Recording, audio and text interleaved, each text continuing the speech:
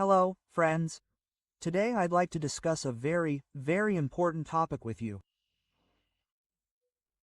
It's all the more important because it's hidden from most people's eyes and souls. You people are, for the most part, very, very superficial. That's a fact. Again, I'm not insulting or belittling anyone. I'm stating only the facts, because very often I hear that I've humiliated or insulted someone. But, my friends, the fact is that the truth is such a thing that not everyone can like it. That's inherently true. Therefore, if you tell the truth, you're doomed to have not only those who disagree, but also a huge number of enemies. And this is a natural process, and I've been prepared for this for a long time. This is, of course, unpleasant, but I repeat, we must choose. Sooner or later, everyone chooses whether to be pleasant in this world or to be with the truth, which means sometimes experiencing unpleasantness. This is a choice everyone makes for themselves, I repeat, because it's an individual choice, and no one can choose for you. And it's not a choice here, but essentially simply choosing some kind of comfort, that's also a choice. You see how subtly everything works, and people simply live, a huge number of people, automatically. They don't confront this question directly, although it will arise in their soul one way or another, because each person's soul is formed according to certain principles. And one way or another, everyone feels the voice of conscience, the voice of this soul.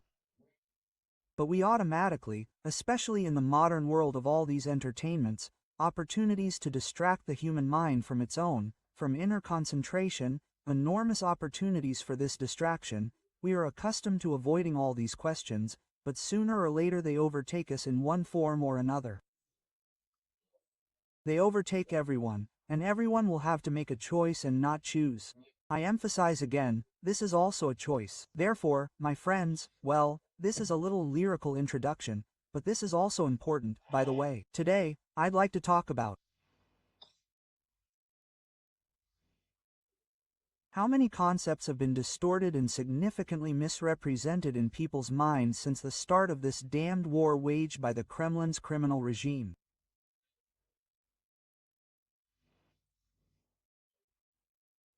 The problem is that a huge number of concepts, terms, and attitudes have been, as I've called it, tainted by Putin's filthy lineage. Things like traditional values, for example, family values, yes, things Kremlin propaganda has taken to harping on, posing as some kind of alternative to the negative trends observed in the West today. We all understand what I'm talking about. I won't repeat this again, lest I get banned from YouTube, or get some warnings. There are so many of these things now, it's basically impossible to talk about anything. Yes, you should understand this too. So, I urge you once again, on our channel, we say a lot between the lines. The channel's concept itself is semi-entertaining, playful, and even, perhaps, a bit delusional at times, yes, when I film my culinary experiments or wander around France jokingly. But all of this is done to break up the complex content I intend to convey, so as not to end up, so to speak,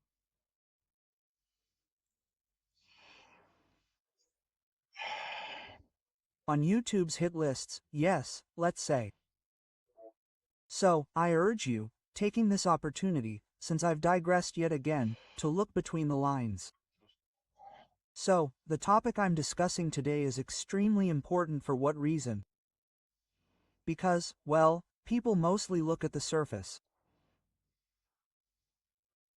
And if the average person thinks that if Putin says certain things, then they're referring to Putin.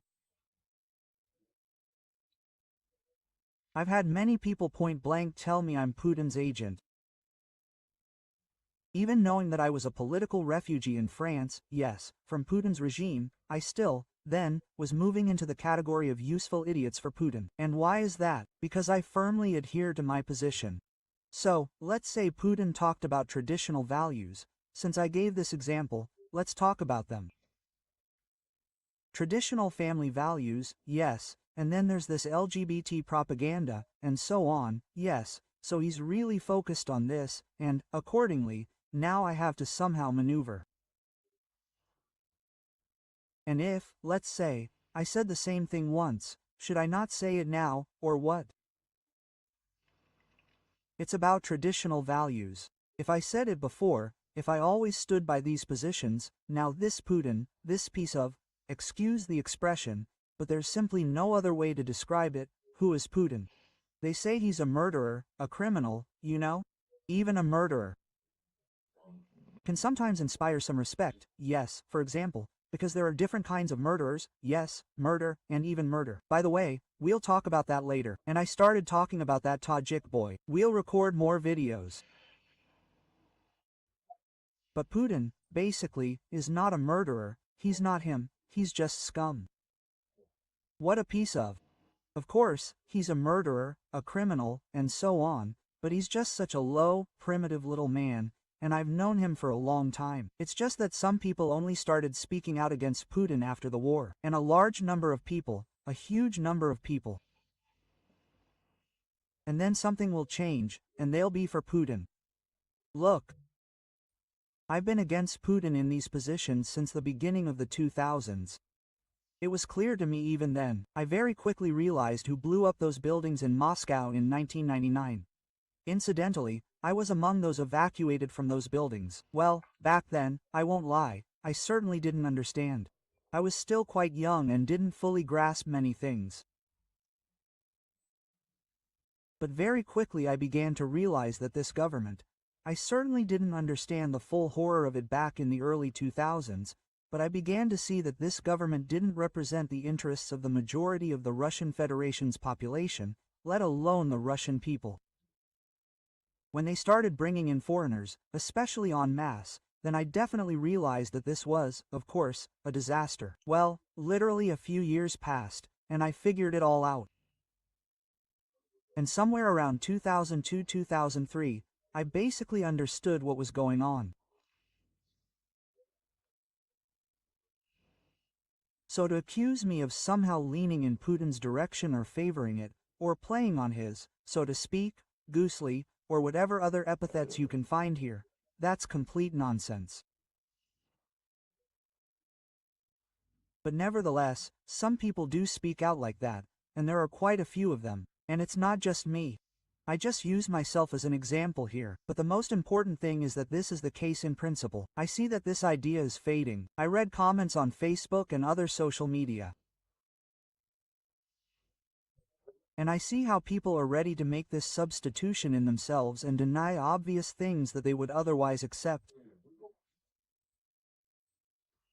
But because Putin said them and Putin's propaganda talks about them, Solovyov, Simanian, about traditional values, they are ready to renounce traditional, conventional values. Yes, traditional values are just an example. There are many narratives out there, and they accept something opposite, say, also LGBT, because it supposedly goes against Putin. You see, we've been led into this kind of dichotomy. Yes, this dualism is idiotic.